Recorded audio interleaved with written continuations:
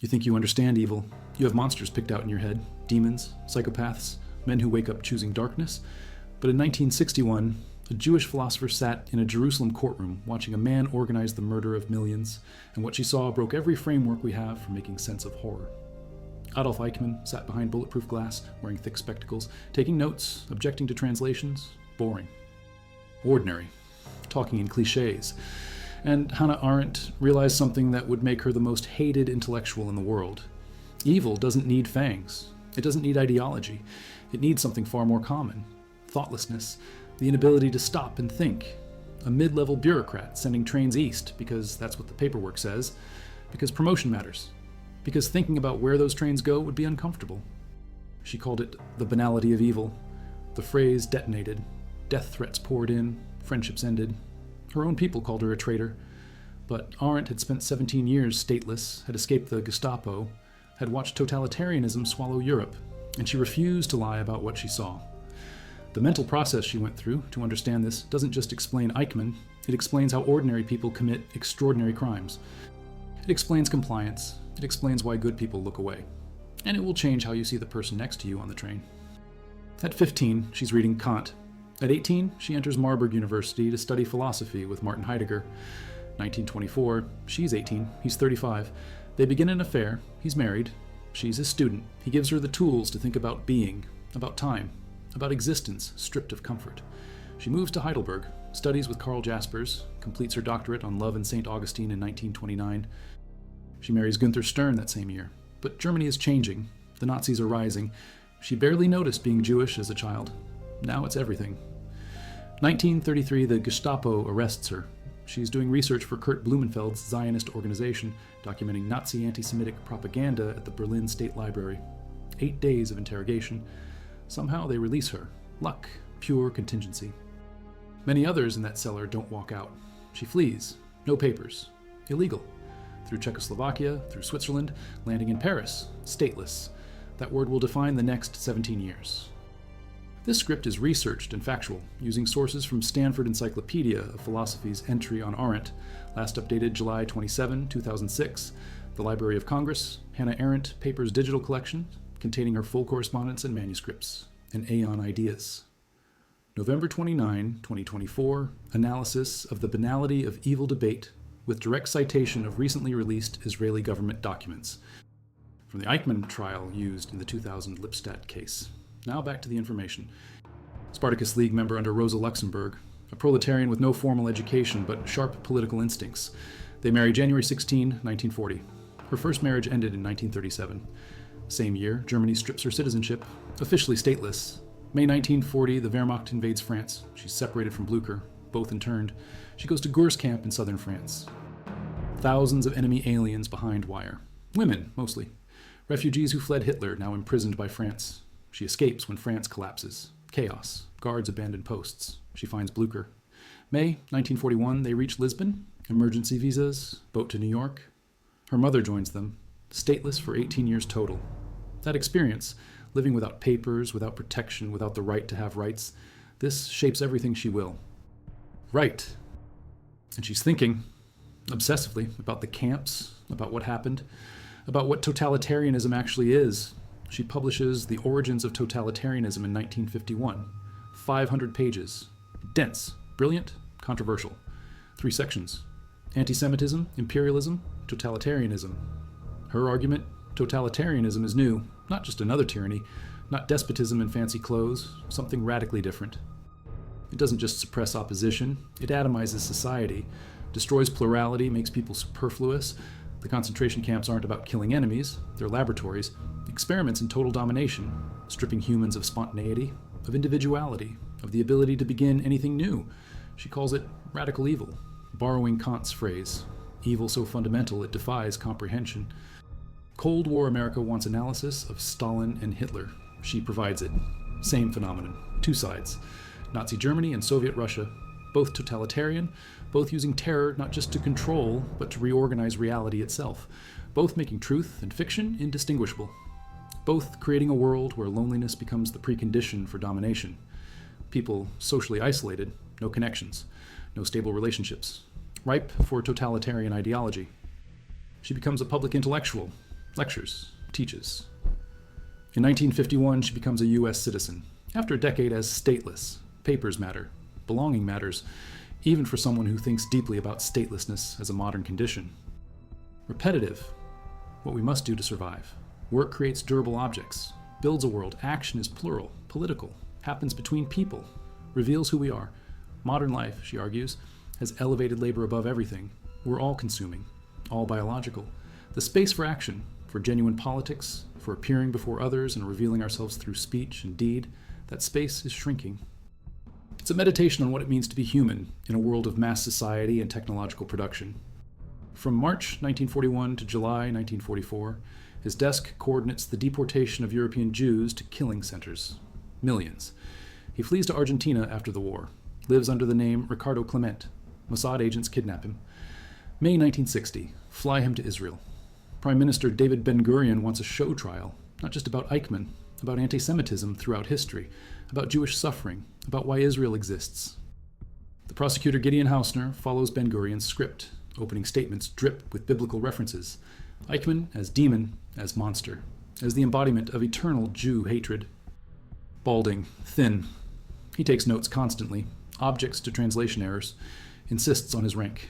He speaks in Amtssprache, officiales, bureaucratic jargon, cliches stack on cliches. I was just following orders. I did my duty. I obeyed the law. He claims he studied Kant, the categorical imperative, but he got it backwards.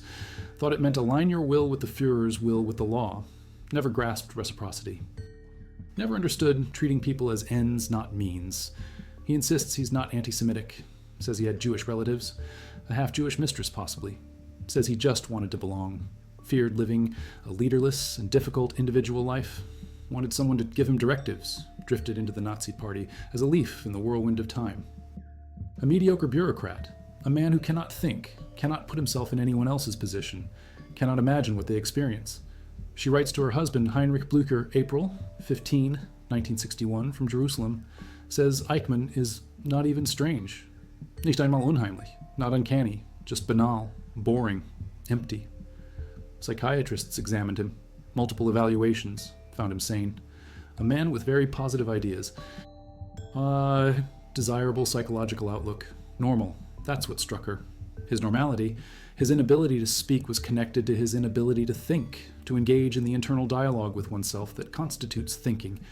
He had no inner voice questioning his actions, no self-examination, just cliches, stock phrases, bureaucratic formulas applicable to any situation. Eichmann convicted on 15 counts. Crimes against the Jewish people, crimes against humanity, war crimes, sentenced to death by hanging. Executed May 31, 1962. Arendt publishes her articles in The New Yorker, February and March 1963. 5 parts. Then, Viking Press publishes Eichmann in Jerusalem, a report on the banality of evil later that year, subtitle chosen almost as an afterthought.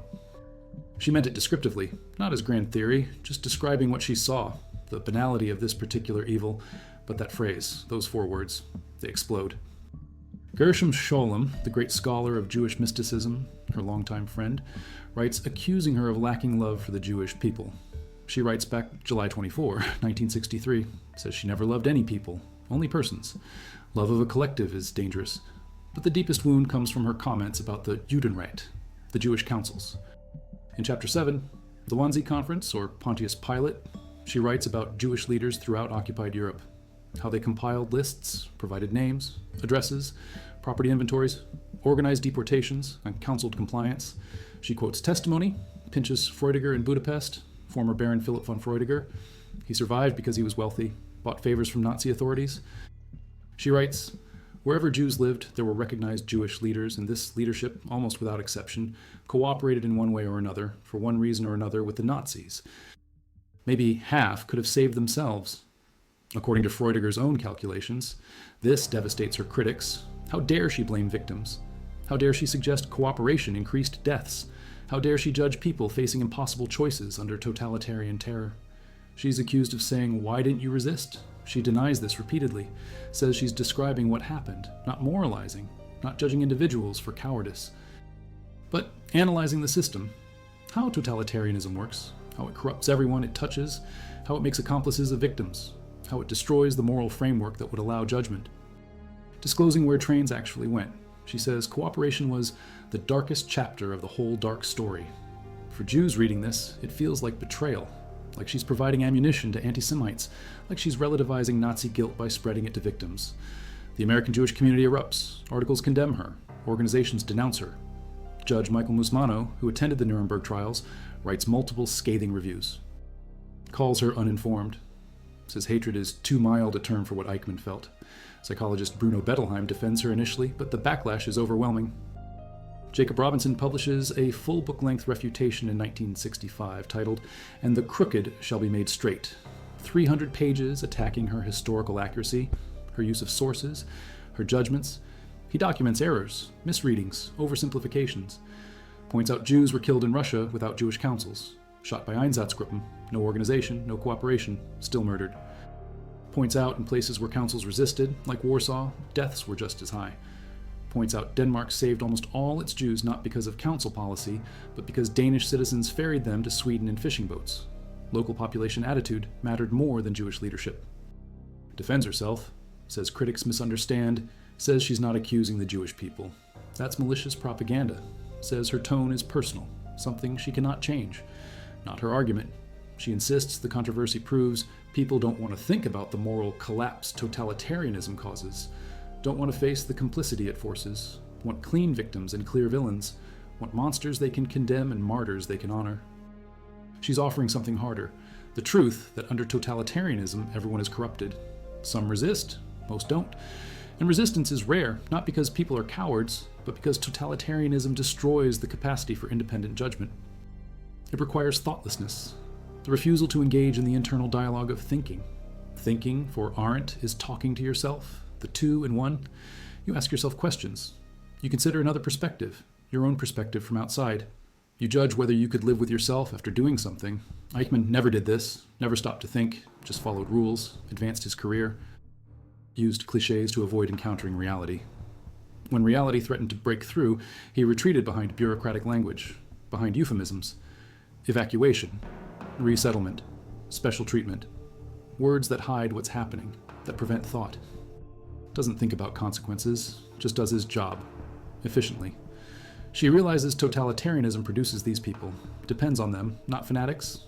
Fanatics are rare, can be dangerous to the system. No, normal people, joiners, people who want structure, who fear chaos, who trade independent judgment for belonging. Stalin after 1929, Hitler after 1938. They don't need true believers. They need people willing not to think. Witnesses everywhere. Truth gets out eventually. Second, Eichmann was less influenced by ideology than she assumed. Extermination per se doesn't depend on ideology, just on organization, on systems, on bureaucracy. Third, most important, the phrase banality of evil stands in contrast to radical evil. She's abandoning her earlier concept. Not that the evil isn't radical in its effects. The destruction is total, unprecedented. But the source isn't deep, isn't demonic, it's shallow, banal, thoughtless. She's saying evil actions can come from banal people, from thoughtlessness, and this makes evil more dangerous, not less. Because if only monsters commit atrocities, we can spot them, exclude them. But if ordinary people commit atrocities through thoughtlessness, we're all at risk. The person next to you, your colleague, your neighbor, you, anyone who stops thinking, who accepts euphemisms, who follows orders without question, who prioritizes career over conscience. Center at Bard College's extensive archives, including the full Goss interview transcript from October 1964, and peer-reviewed articles in Holocaust and Genocide Studies Fall 2008, analyzing survivor testimony against Arendt's theoretical claims, using primary sources from the U.S. Holocaust Memorial Museum. Now back to the story. She continues teaching. The University of Chicago from 1963 to 67. Then, the New School for Social Research in New York. She publishes On Revolution in 1963, analyzing the American and French revolutions, defending the American one as more successful. She publishes Men in Dark Times in 1968, essays on figures who maintained humanity under totalitarianism, Lessing, Brecht, Benjamin, Jaspers. She publishes Crises of the Republic in 1972, essays on civil disobedience, on violence, on lying and politics.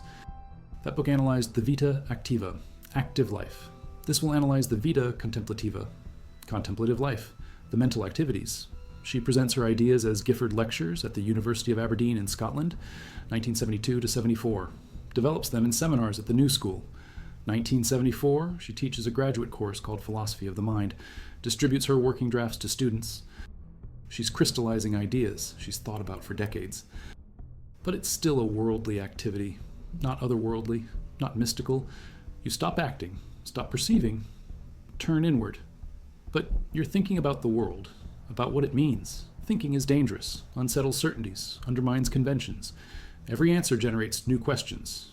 Nothing stays fixed. This is why totalitarian regimes fear thinking, not because thinking produces opposition, but because thinking makes you unreliable, makes you question, makes you unable to follow orders blindly. This is what totalitarianism tries to destroy, the capacity to begin, to start something unexpected. How we judge without universal rules.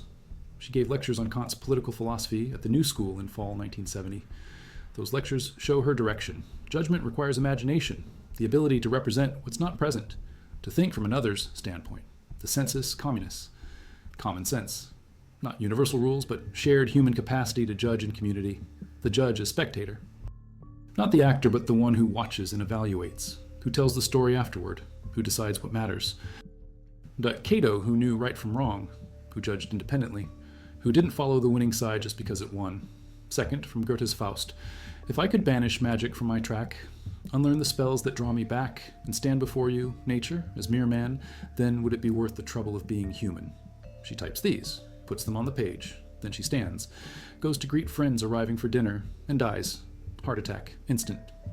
She is 69 years old. The manuscript sits there, 2 epigraphs, the first page of judging, never written. We have her mental process up to the moment of death. The journey from radical evil to banal evil, from analyzing totalitarian systems to analyzing the mental faculty of thinking, from asking what totalitarianism is to asking what thinking is and why it matters, from external political philosophy to internal mental philosophy.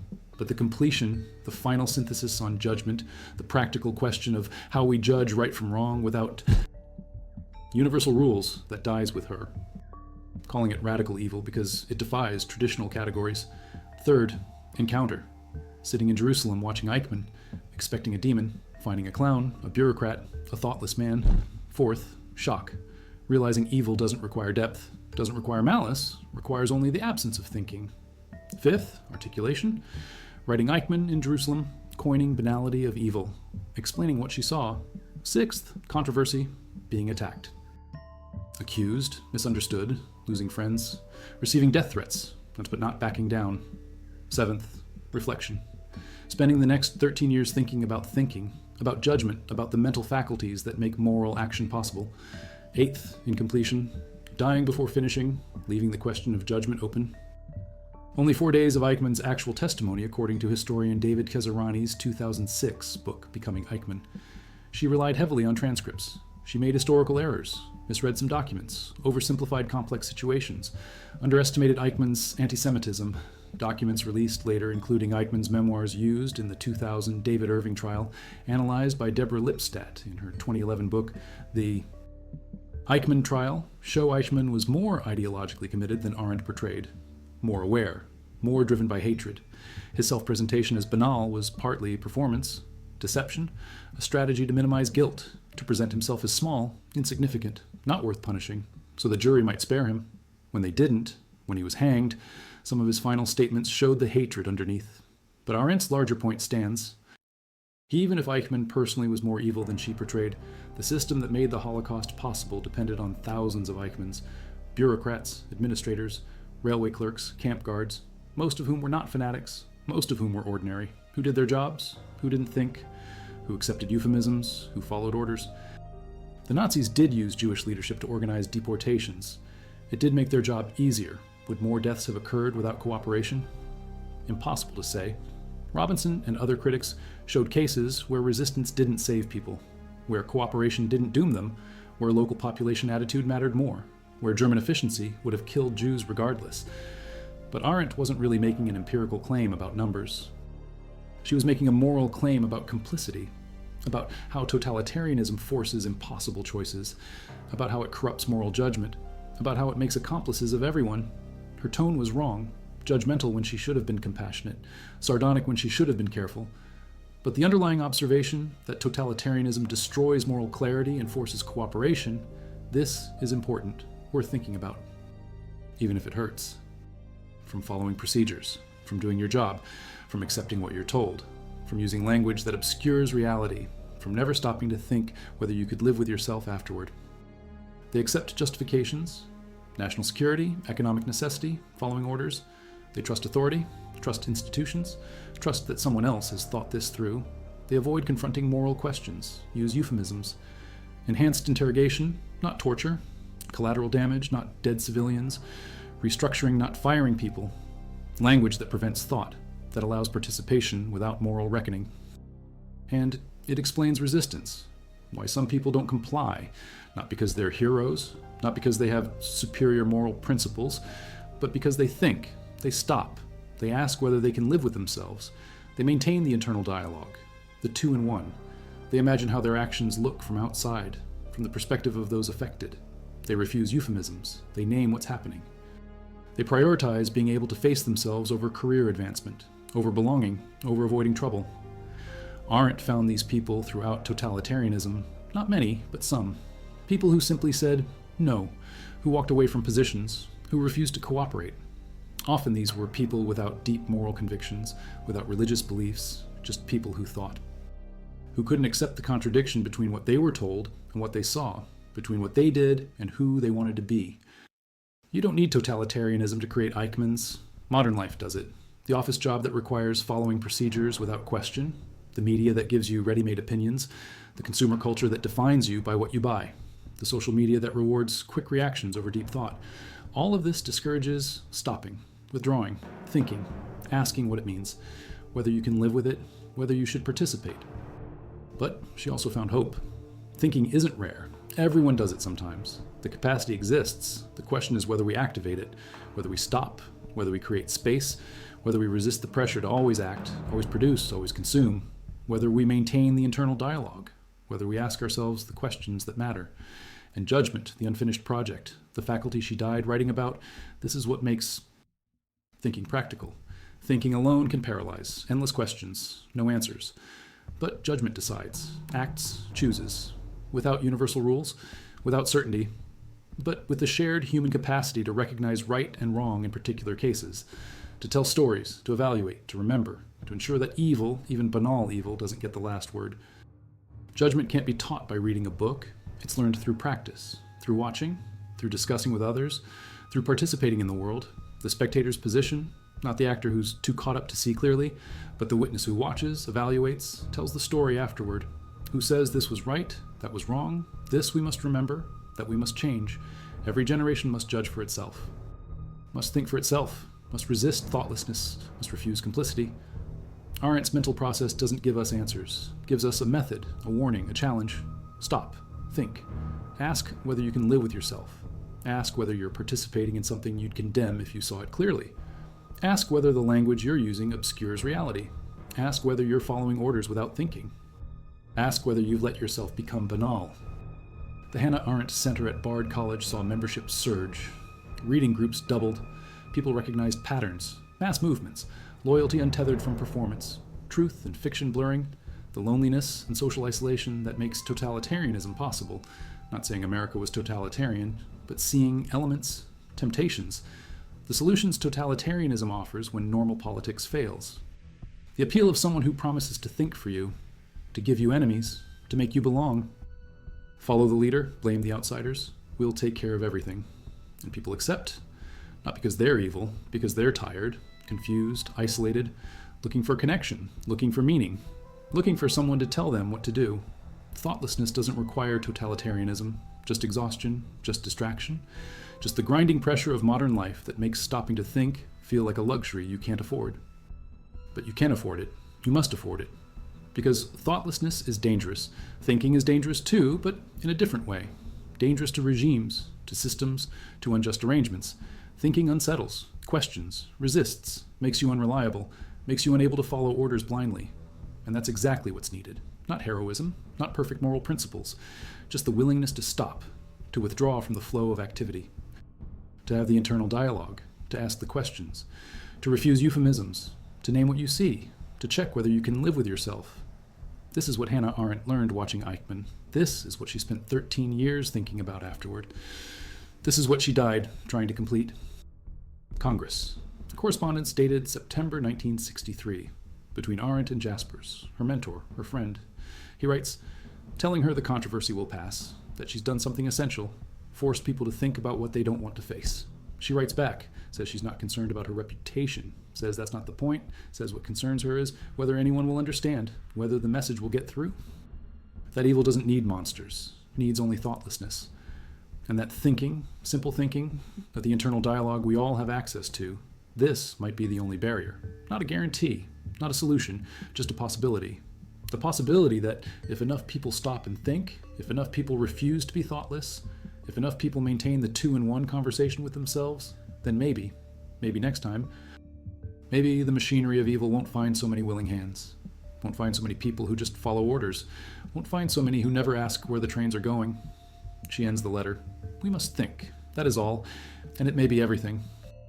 One entry, dated November 1975, just weeks before her death, reads, judgment requires courage, not the courage to act.